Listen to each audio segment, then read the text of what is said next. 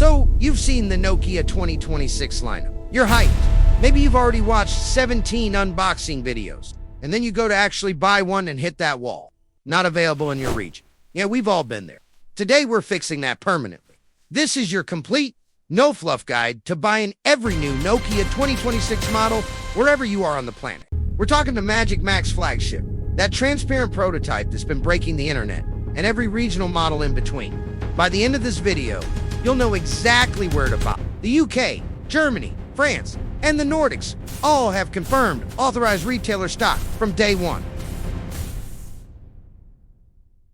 North America is where it gets more complicated. The US and Canada are getting the Magic Max. But here's what most people miss. There are two versions. One is a MOA 5G ready for...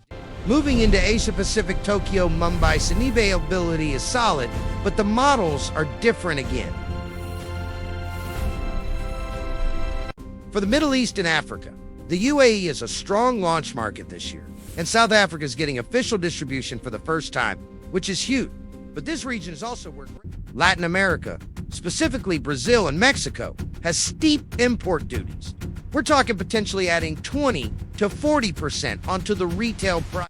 Now let's talk band compatibility, because this is the part that kills most cross-region purchases.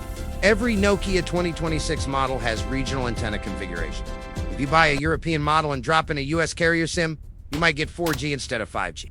Or in some edge cases, barely any signal at all. It is real, it is launching, but only in 4 markets at launch: Finland, Japan, the UAE, and the United States. That's it. If you're outside those 4 regions and you want one, you are looking at an import job, which means band checks, warranty voids, and customs paperwork. Totally doable. Before you buy, here's your 5-second checklist.